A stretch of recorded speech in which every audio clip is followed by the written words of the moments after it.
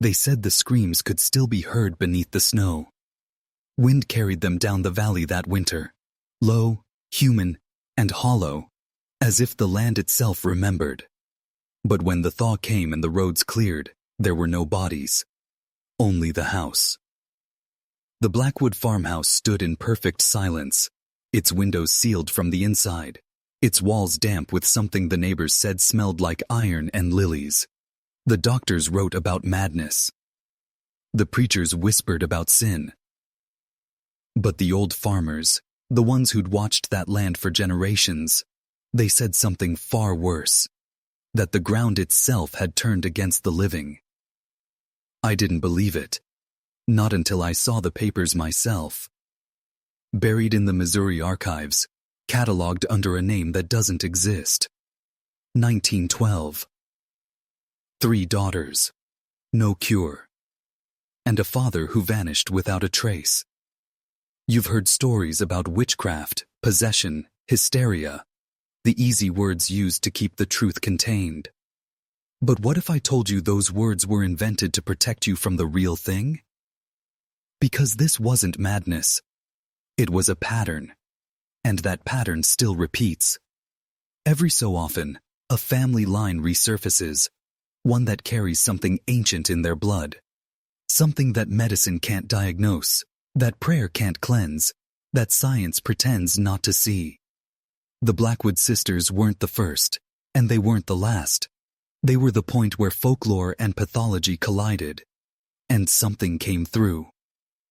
When Dr. Harrison walked into that farmhouse, he wrote that the air pressed against his lungs like a living thing. He left that night shaking, unable to sleep, and 2 weeks later his hair began to turn white. That's not the kind of detail a county physician invents. What really happened in Howell County wasn't an outbreak of disease. It was a transmission.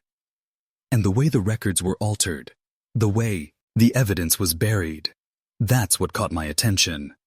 Because someone didn't want this case studied. Not by doctors, not by historians, not by you. But that's exactly why you're here. Because some knowledge, once heard, changes a man forever. And tonight, we're going to unseal what the doctors could not cure. The first thing you must understand is that the Blackwood case was never meant to be remembered.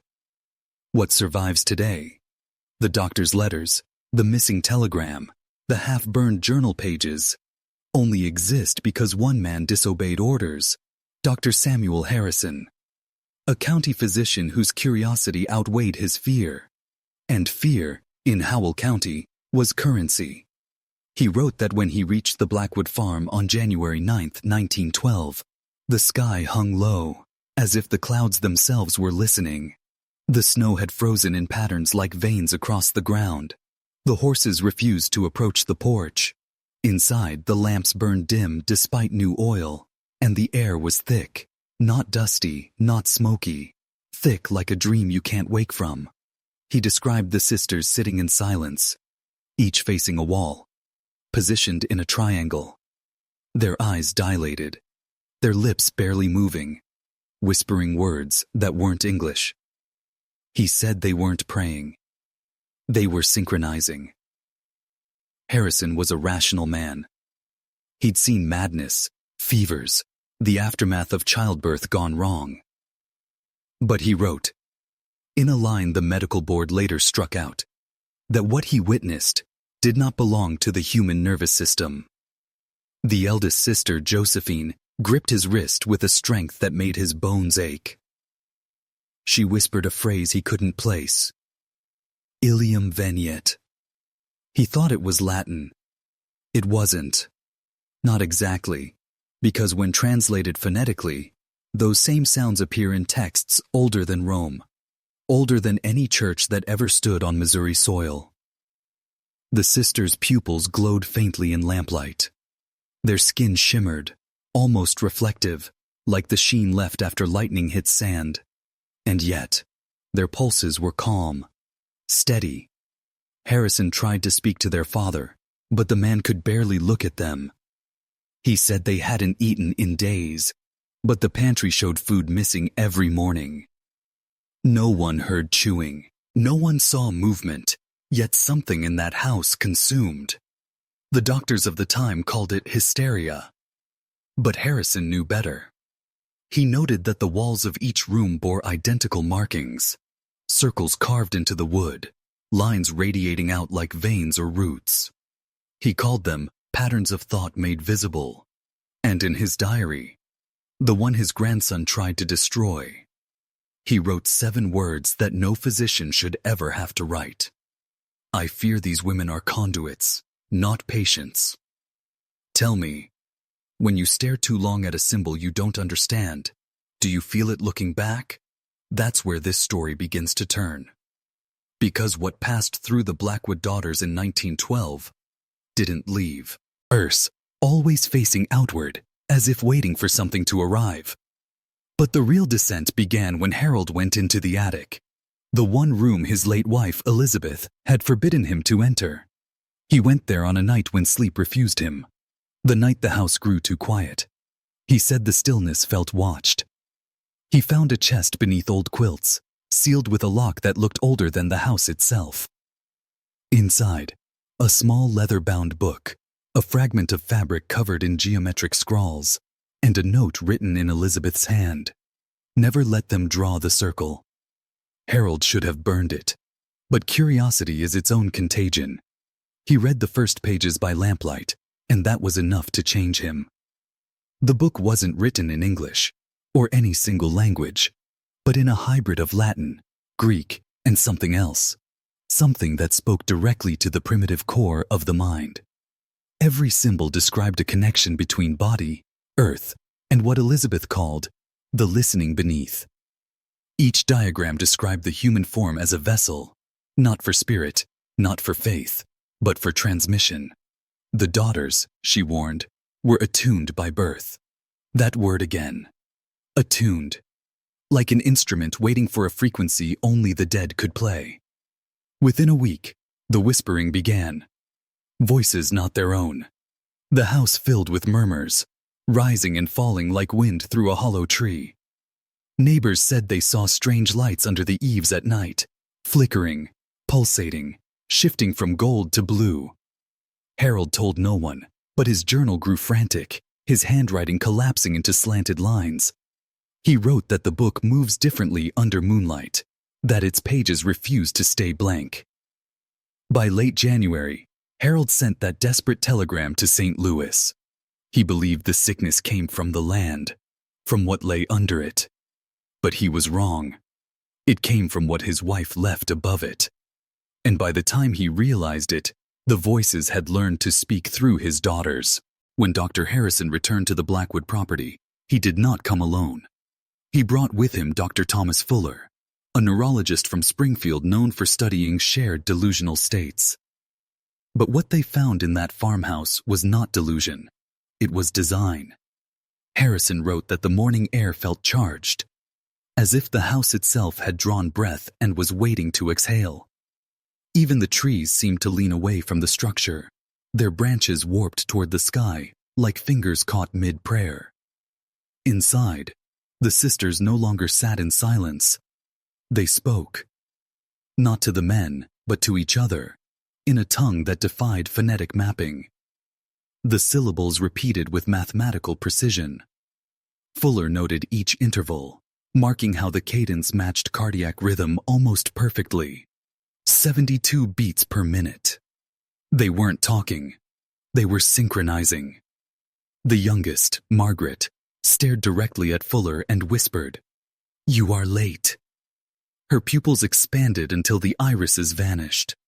The other two joined her, 3 voices merging into a single unbroken tone that vibrated the glass in the window panes. It lasted 17 seconds. The doctors measured it. And when the sound stopped, so did every clock in the house. Fuller's report called it psychogenic entrainment, a rare neurological resonance shared between genetically linked individuals. But in his private notes, the truth slipped through. It felt like standing at the edge of something alive, something listening through them. He found the markings on the floorboards next. Concentric circles, precisely carved, each identical in size and depth, as if measured by machine. Yet the sisters had no instruments, no rulers, no knives. Only fingernails worn down to the quick, calloused fingertips hard as horn. When Harrison traced one of the circles with his gloved hand, his pulse jumped erratically. He described ASM, italic taste flooding his mouth, followed by a brief blackout. When he came to, the sisters had shifted positions. They were closer, watching, smiling. Fuller wanted to leave. Harrison refused. Doctors don't flee from illness. But this wasn't illness. It was imitation. Something using human anatomy to practice expression. And behind those synchronized whispers, both men felt a second voice. Vast, wordless, pressing against the inside of their thoughts. That night back in town, Fuller wrote just 4 words in the margin of his medical notebook. They are transmitters now. The next morning, Harrison and Fuller returned to the property with a different purpose. Not to diagnose, but to map. They brought surveying tools, carbon paper, and a hand-drawn chart of the valley's subsoil layers. The sisters were nowhere to be seen. The house was silent. Even the flies were gone. Fuller began outside, digging shallow pits in a triangular grid around the farmhouse. At 18 inches, he struck a black, glassy clay unlike any native to Howell County. It shimmered faintly, like cooled ash from an unseen fire. When disturbed, it gave off a static hum. The compass needles spun uselessly. He sealed 3 samples into jars and labeled them Blackwood A, B, and C. Harrison, meanwhile, studied the circles carved into the floor. There were more now. At least 7. They had appeared overnight, etched into the wood with surgical precision. Each circle intersected another at exact 33 degrees angles, the kind of geometric perfection no untrained hand could replicate. And in the center of the pattern lay the family's piano, untouched, its keys darkened with soot. The air above it quivered faintly, as if heat rose from invisible coals. When Harrison pressed one key, a low E, the note didn't fade. It sustained. For nearly a full minute, the vibration continued. Not through the air, but through the floorboards. It pulsed beneath their feet, echoing in the walls. And for a brief, paralyzing instant, both men heard a response. A tone from below. Fuller dropped his notebook. The sound wasn't mechanical. It was organic, like a deep, slow inhalation from the earth itself. The pitch fluctuated with their breathing, sinking, aligning, listening. They fled the house before sunset. Neither spoke on the ride back to town. But later that night, Fuller dissected one of the soil samples under lamplight. He found fragments inside. Not mineral, not bone, but something fibrous, almost like muscle tissue calcified into dust. It pulsed faintly when exposed to warmth. He sealed it again immediately. In the morning, the jar was empty. His final notation in the lab journal read, "Subterranean conductivity present. Suggests networked resonance points. Missouri ridge systems may conceal larger structure. Possible prehistoric or pre-human." That page, too, would vanish from the archive years later. Only a faint ring of black dust remained where the jar had been stored. And still, from the valley, witnesses began reporting new sounds after dark. Long, low vibrations that rolled through the trees like the heartbeat of something awakening. By the spring of 1913, the Blackwood property was no longer a curiosity. It was a restricted zone. Locals awoke one morning to see government wagons cresting the ridge, their sides marked with the insignia of the U.S. Geological Survey.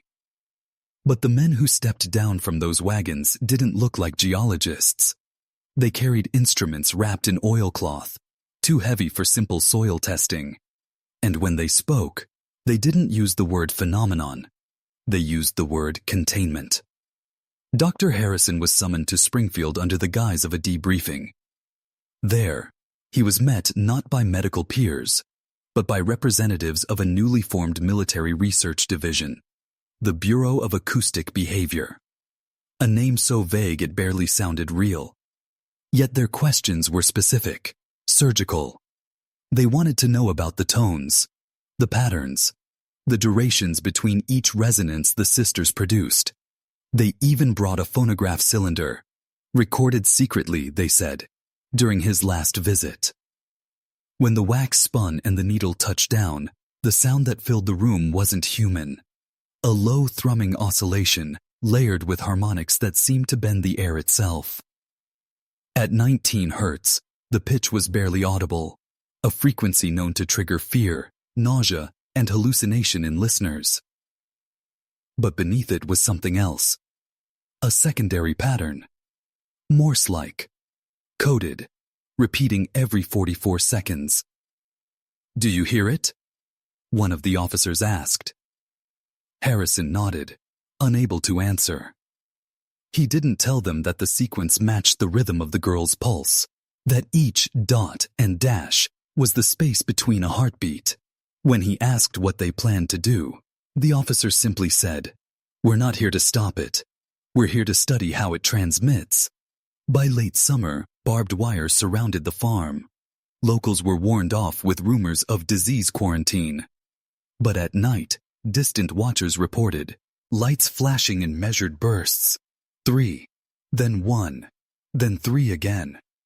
And every time the pattern flared, livestock in nearby pastures dropped dead. Their hearts had ruptured, not from poison, not from trauma, but from resonance. In his final letter to Fuller, Harrison wrote, "They've taken the girls underground. Said it was for isolation, but I heard them say frequency testing. God help us, Tom. They're trying to make it speak again." The government men burned the farmhouse a week later.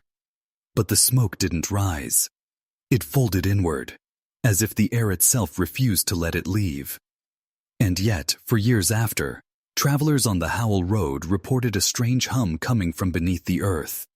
The same low, trembling tone that once rattled the glass in Harold Blackwood's house. Private Samuel Greer wasn't a scientist. He was 23 years old, born on a Kansas farm, drafted into a detail he didn't understand. His orders were simple. Guard the perimeter. Do not question the work being done beneath the ridge. But soldiers talk, and when you stand night after night beside a hole in the earth that hums, questions start to grow like mold in your mind.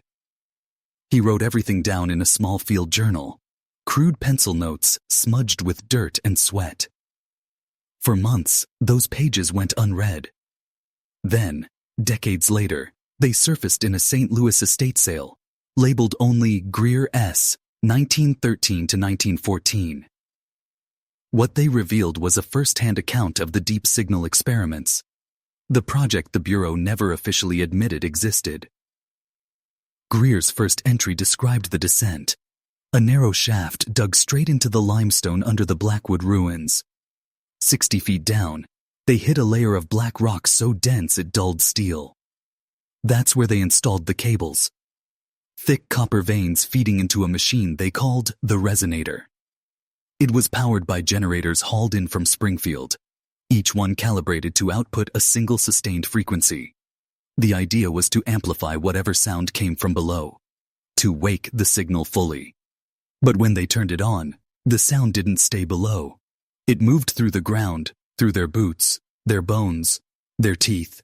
It felt like a second heartbeat. The men vomited, bled from their noses. Greer wrote that the light bulbs burst without shattering, as if the glass had turned liquid and swallowed the filament whole. After 32 seconds, they shut it down. That night, no one slept. The valley itself began to echo the tone, faintly at first, then constantly, a low vibration that made trees tremble and nails slide from beams. One of the engineers, a man named Dalton, went missing. They found him at dawn, kneeling, at the mouth of the shaft, humming. He'd carved the same overlapping circles from the farmhouse into the dirt around him, each one perfect, measured, obsessive. When they tried to move him, Dalton whispered, "It's learning our frequency now." The next day, the Bureau replaced every man in the detail except Greer. He wasn't sure why they spared him. Maybe because he didn't resist. Maybe because he'd begun hearing it too. He wrote, "It's not a sound anymore. It's a voice without words.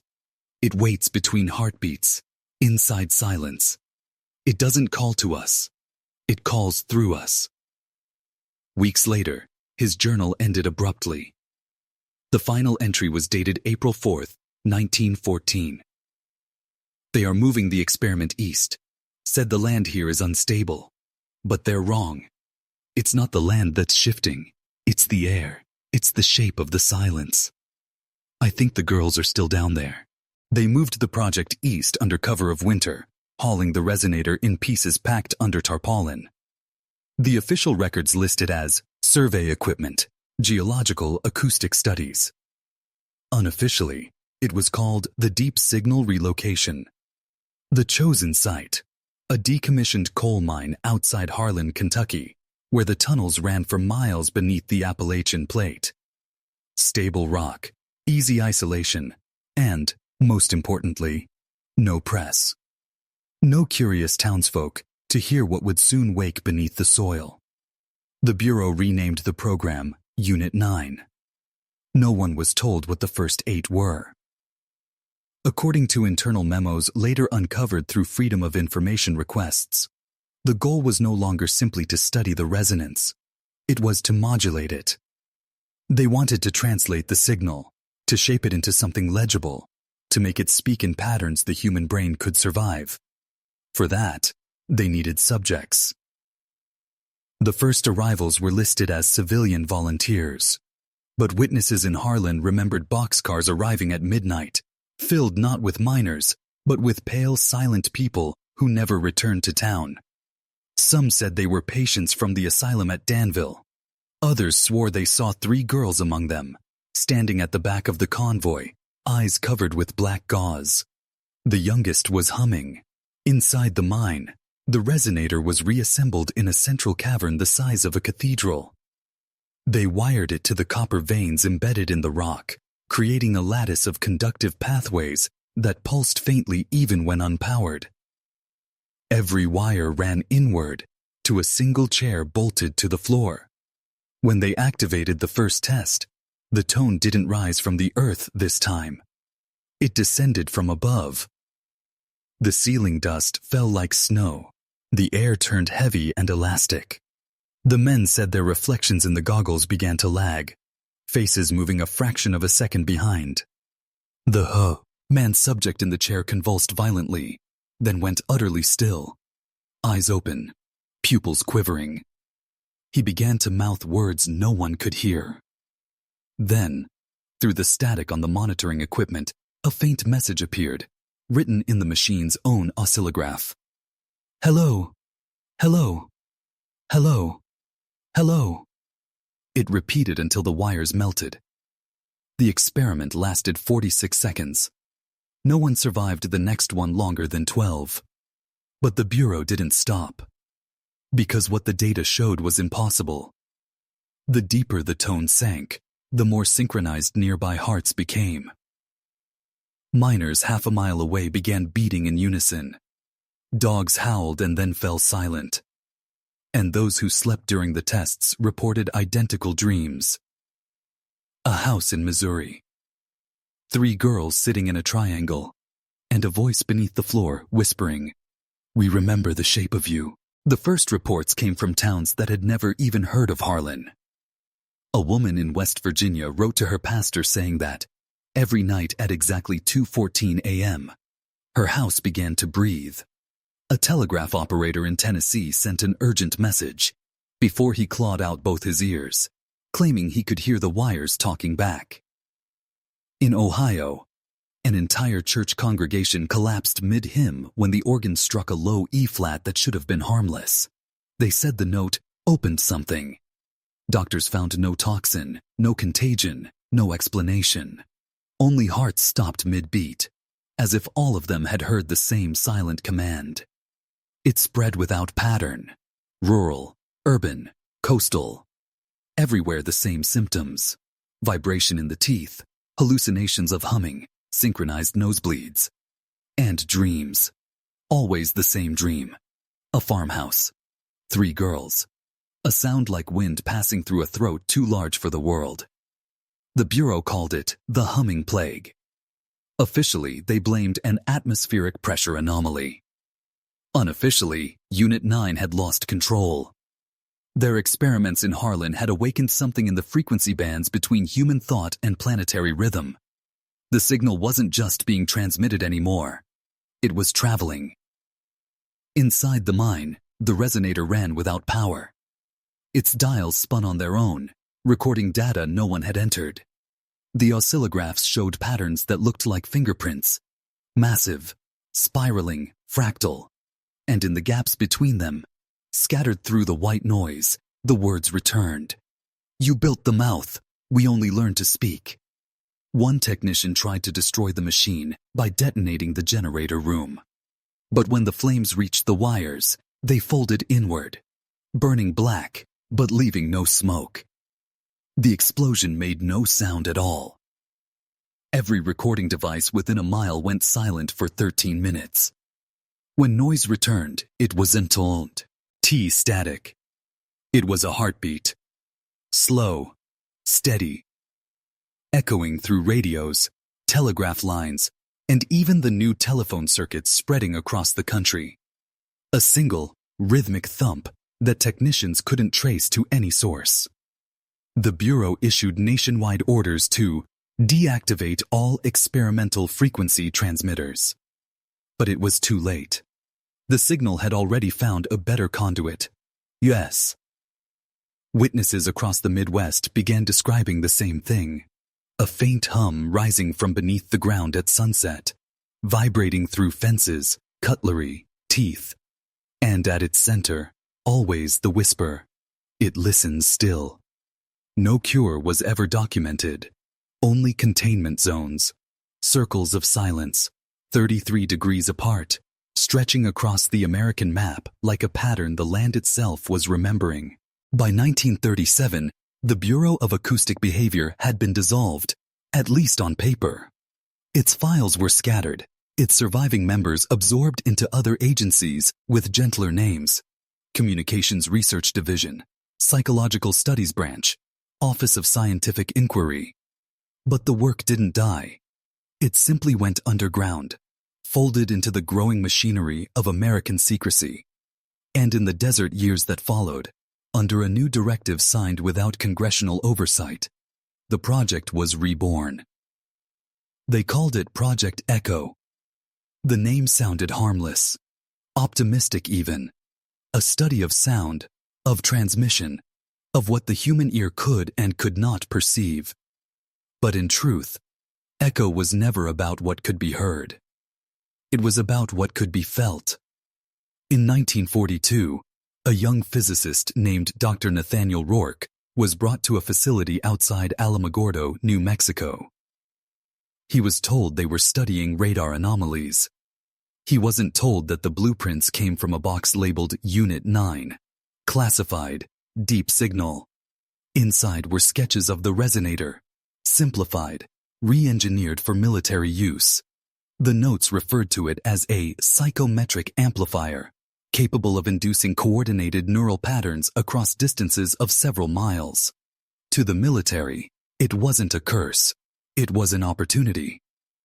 The first test subjects were soldiers. Volunteers told they were testing morale frequencies. In reality, they were being synchronized. Hearts, thoughts, reflexes, until platoons moved like single organisms. The results were miraculous, then horrifying. For exactly 28 minutes, the unit performed with flawless precision. Then one man screamed, dropped his rifle, and began to convulse violently. Within seconds, every soldier followed. They didn't die. They mirrored, eyes wide, mouths open, their vocal cords vibrating in perfect unison. emitting that same impossible hum the Bureau had heard beneath the Missouri earth. Rourke tried to shut it down. The switch didn't respond.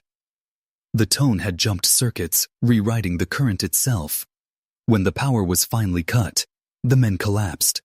Alive, but empty. Their EEGs showed a single continuous line of resonance, as if a shared consciousness had overridden them all. The military called it a collective neurological event. Rourke called it possession. He resigned the next day. But the next day after that, his resignation letter was missing, and so was he. His wife found only one page left behind on his desk, filled with circles and notations that matched the Blackwood floor carvings from 1913. At the center of the page was a single phrase, written over and over until the pen tore through the paper. It followed the frequency. And somewhere deep in the desert, under concrete and wire, the resonator pulsed once more, slower now, steadier. Like a sleeping heart, waiting to remember its rhythm. In the summer of 1949, an encrypted recording surfaced on the black market in Berlin. It was labeled only Blackwood Dahl Sequence. 3 minutes of audio, origin unknown. To most who heard it, it sounded like low static mixed with the hum of distant machinery. But to those trained in psychoacoustic analysis, it was something else entirely.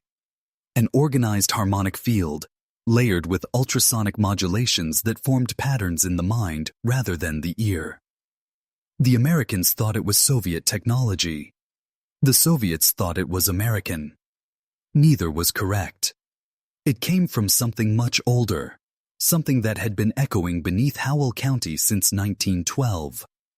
By then, Project Echo had fractured. Half of its researchers joined a newly formed intelligence unit under the Office of Naval Research, focused on behavioral influence through inaudible resonance. The other half vanished into a private consortium of corporate contractors, companies that didn't officially exist, funded through front accounts in St. Louis, New York, and London. Their mission: perfect the tone. Dr. Eleanor Shaw, one of the last surviving assistants from the Rourke experiments, later testified in a classified 1957 hearing.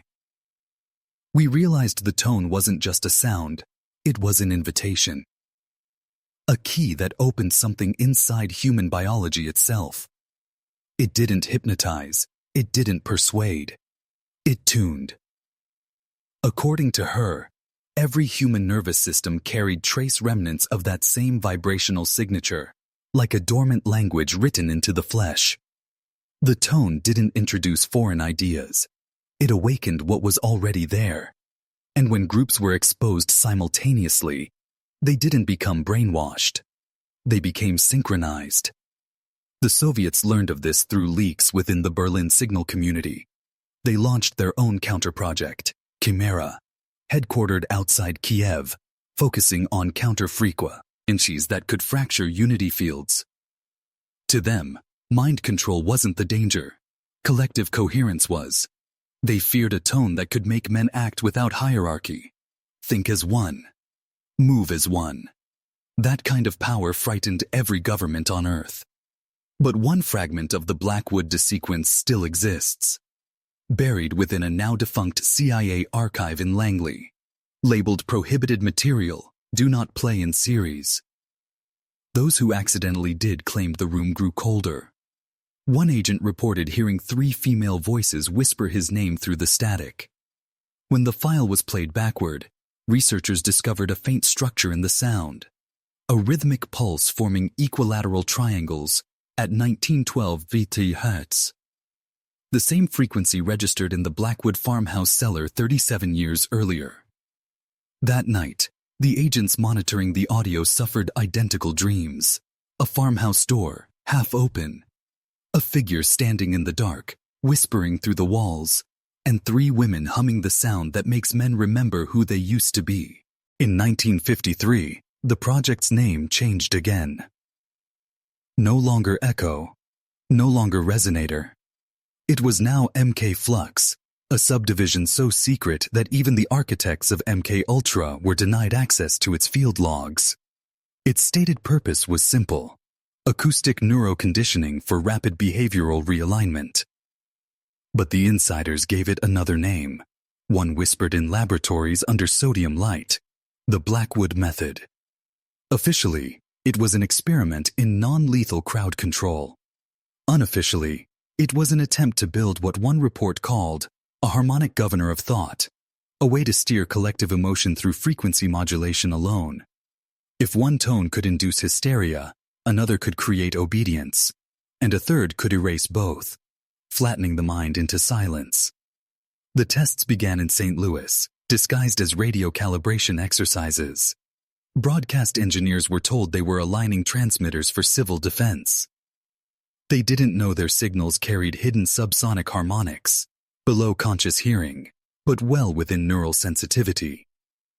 For 9 consecutive nights in May 1954, neighborhoods near the old Western Union Tower reported odd disturbances: animals restless, children waking with nosebleeds, men dreaming in languages they didn't know. On the 10th night, at 2:14 a.m., the power grid failed across 40 square blocks. Witnesses described hearing a low vibration moments before the blackout, a hum so deep it shook window panes, followed by complete silence. When the lights returned 47 seconds later, something had shifted. People described time itself feeling stretched. Street clocks disagreed by 3 minutes, though none had stopped. And every recording device left running that night captured the same anomaly: 3 tones, harmonically arranged in perfect symmetry: 19 und 12 Hertz, 38.24 Hertz, and 76.48 Hertz. Each frequency an exact multiple of the first. Each frequency and psi forming a triad. The technicians reported nausea and visual distortion, but worse, recognition. One described faces in the air, faint impressions of 3 women watching from the interference. Another, a veteran of the Rourke experiments, recognized the pattern immediately. He fled the facility, leaving behind a single note scrawled on a time card. They found the key again. The daughters are awake. For weeks, the event was explained away as an electrical overload.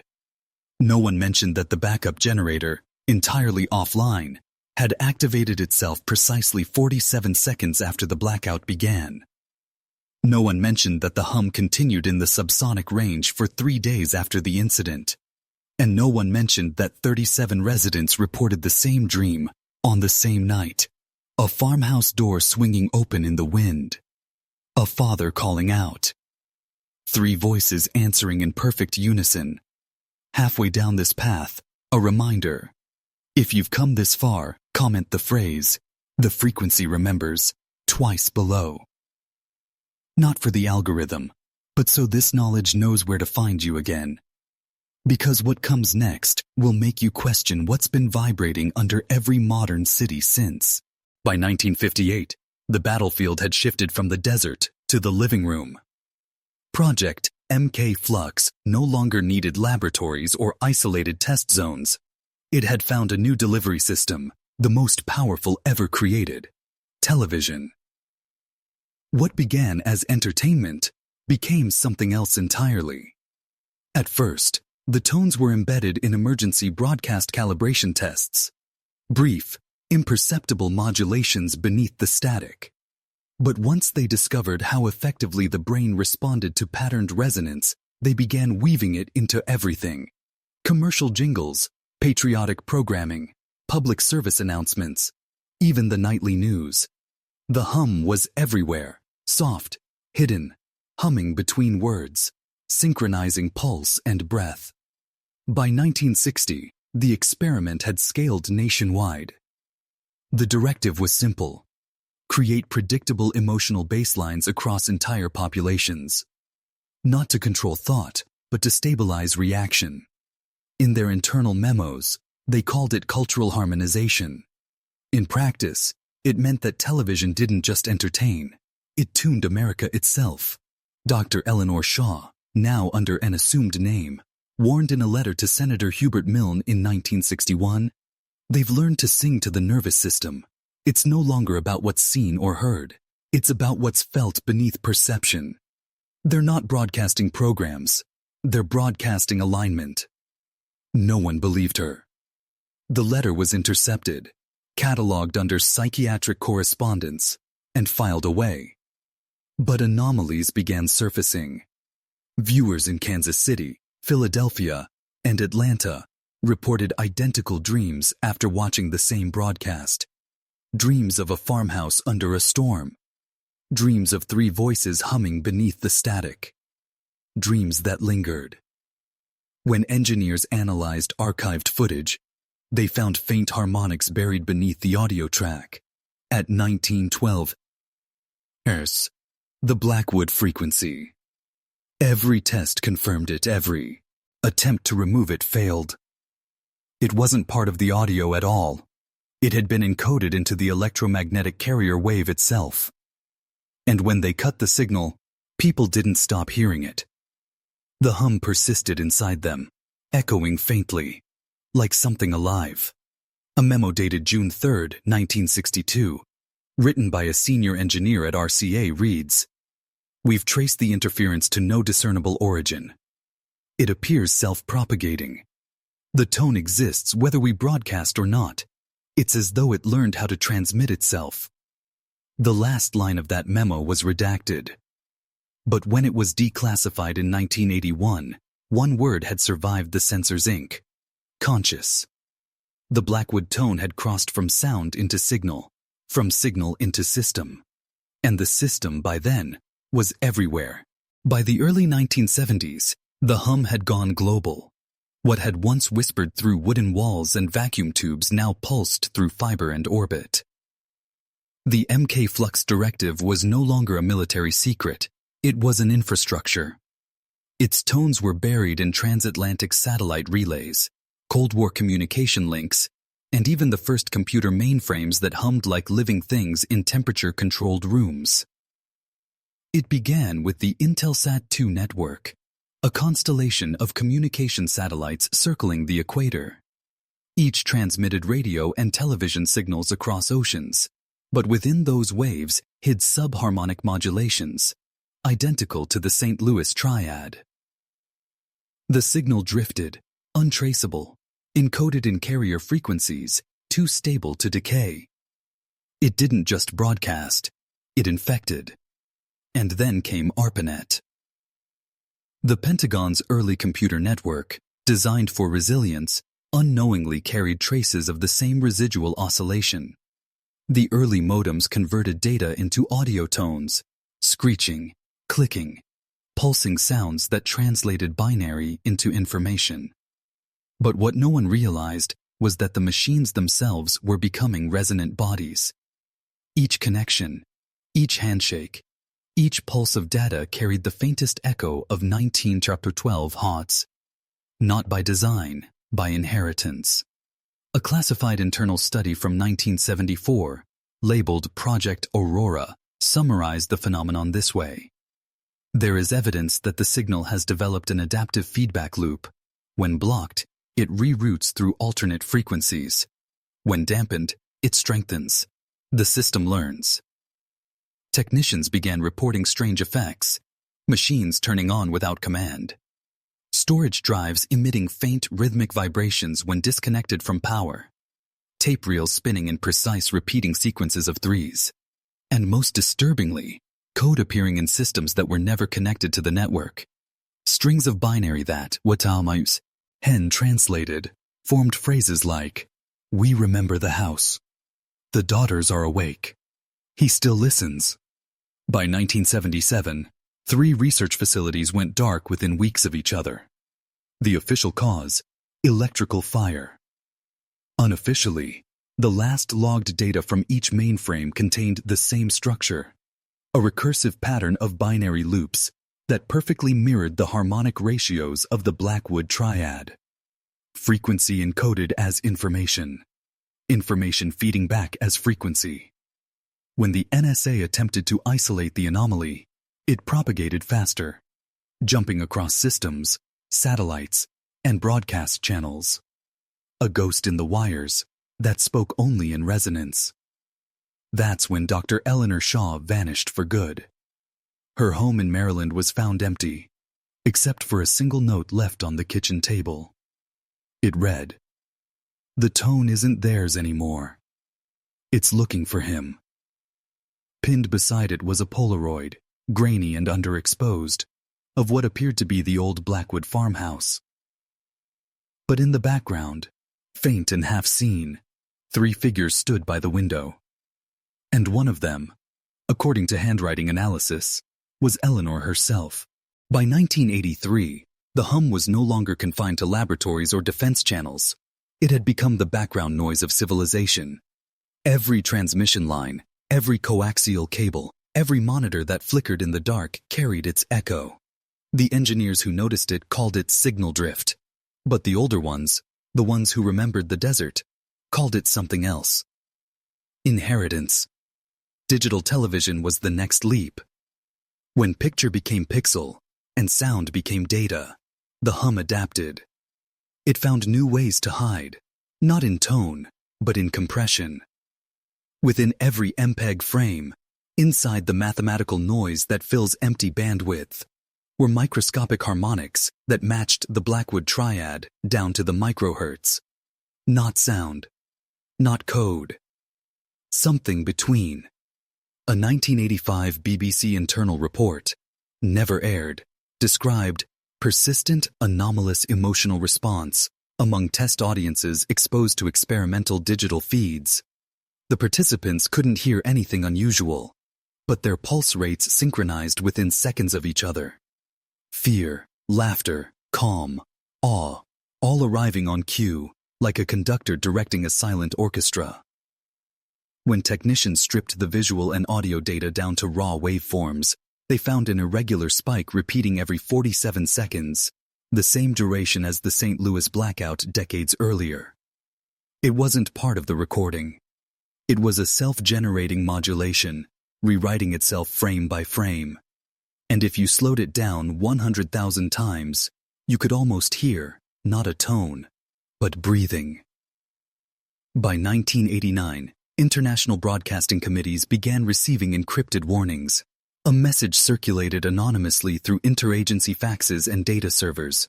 Each transmission included 3 simple words, repeated in endless loops. "He hears us."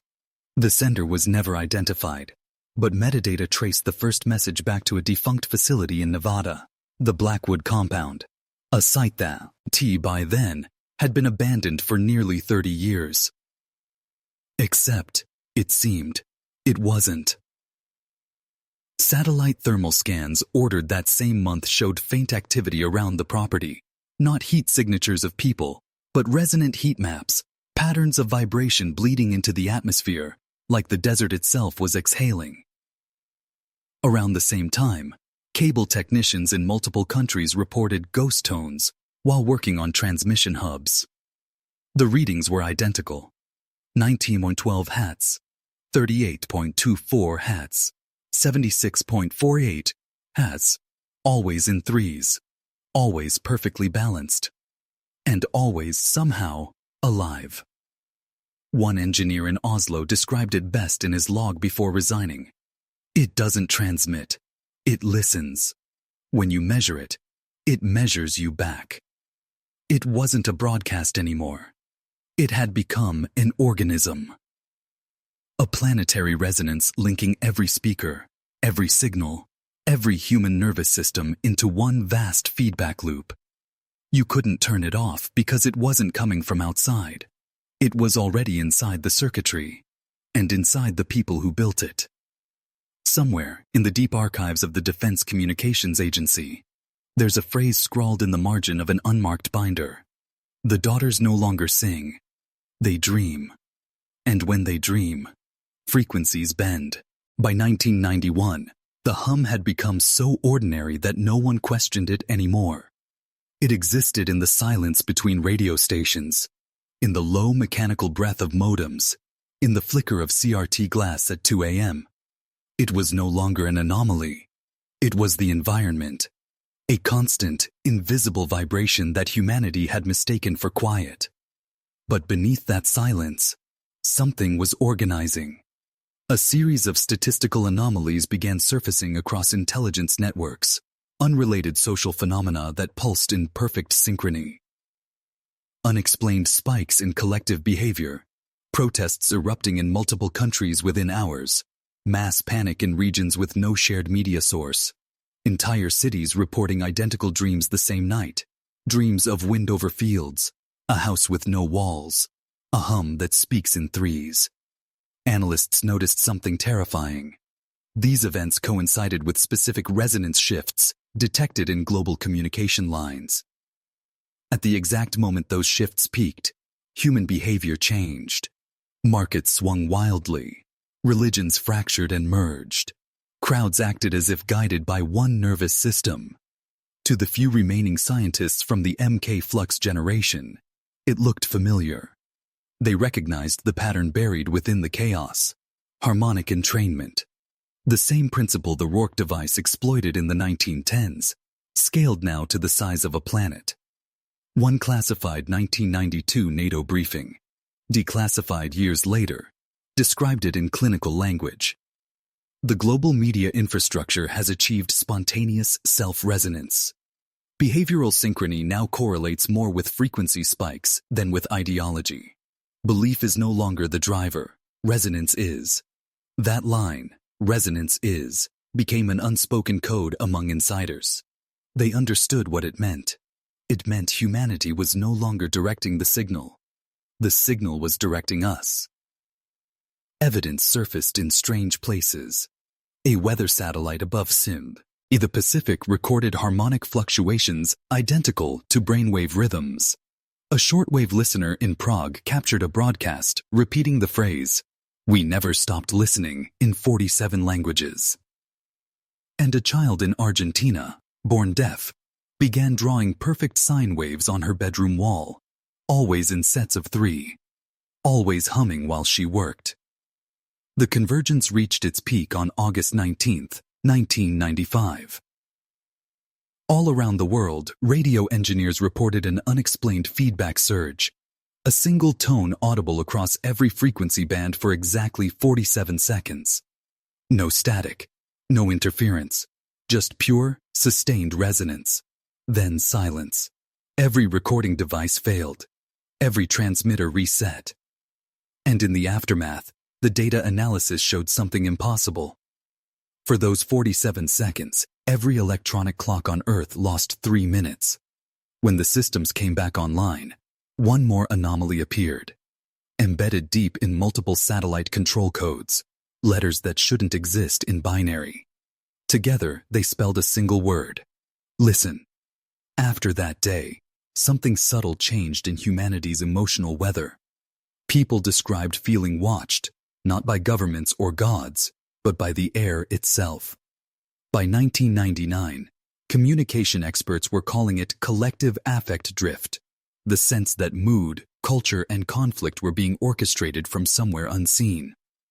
But those who knew the old stories, the farmhouse, the hum, the daughters, knew better. The signal had finally become self-aware. And it remembered the name of the man who built it. In the decades that followed, the world adjusted to its quiet unease. Cities grew louder, devices multiplied, but under it all, the same pulse lingered. The hum that no one could locate yet everyone felt. And then, one night in 2003, the silence broke. It began with a whisper on open radio channels, a signal too weak to trace.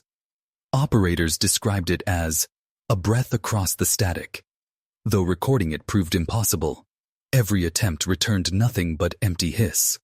But those who heard it swore the whisper carried rhythm, almost language. Not words exactly, but the shape of words. And if you listened long enough, you could almost hear a voice repeating, "We are home." Within weeks, similar anomalies bloomed across the digital landscape. Computer fans emitted tones that harmonized with fluorescent lights. Hard drives thrummed faintly, pulsing in sets of 3. People began waking at 2:14 a.m., the exact time of the St. Louis blackout half a century before. With the same dream, a door opening, the wind carrying a song, and 3 shadows standing just beyond the threshold. When audio engineers analyzed random snippets of global network traffic, they found faint harmonic imprints inside the noise. The same 3 frequencies that had haunted every stage of the story. 1912 Hz, 38.24 Hz, 76.48 Hz. But now there was a 4th frequency, higher, unstable, flickering like a heartbeat. It didn't complete the triad. It answered it. The scientists who still studied the phenomenon called this new tone the return signal. They noticed it behaved like an echo searching for its source. Every time it was detected, it bent itself toward older recordings of the Blackwood experiments, as though the network, the whole web of human technology, were trying to find the farmhouse again. And in a way, it did. A team of field researchers followed the resonance to a forgotten stretch of desert outside the Nevada Test Range. There, amid the rust and wind, they found the ruins of the original compound. The air inside vibrated gently, even without wind, a constant, perfect resonance that made their vision tremble. In the deepest chamber, they discovered a cluster of antique speakers fused together by heat. Every few minutes the metal flexed, breathing. From a cracked reel-to-reel recorder came a faint loop, distorted almost beyond recognition. 3 voices, layered and broken, singing the same phrase over and over. Father built the hum so we could speak. Now the world is our throat. The lead researcher tried to shut the recorder off. It refused. Instead, its reels began spinning faster, unwinding decades of silence, and a new voice, low, human, almost tender, emerged beneath the static. "Eleanor," it said, "he's coming home." Outside, every electronic device within 20 miles turned on simultaneously. Radios, cameras, even disconnected televisions, all displaying the same flicker, the silhouette of a man standing in a doorway, and behind him, 3 women, their mouths open but no longer singing. For 47 seconds, the world held its breath. Then the signal went dark. When it returned, it was everywhere, not as sound, not as light, but as rhythm in the heartbeat of every living thing. The daughters had stopped singing. Now they were listening. In the years after the return signal, humanity learned to live with the whisper. It pulsed beneath every broadcast, every transmission, every lull between thoughts. By 2010, the hum had become so constant that silence itself felt alien, as if quiet were an extinct condition the world could no longer reproduce. At first, the change seemed subtle.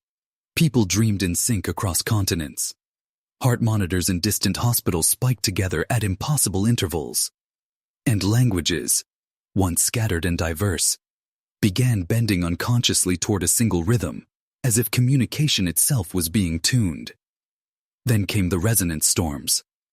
Sensors in the upper atmosphere detected harmonic vibrations far below the threshold of thunder, long rolling waves that made clouds form in fractal spirals.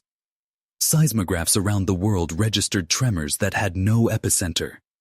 Every pattern, every number, led back to the same ratio, 19.12, 38.24, 76.48, 152.96.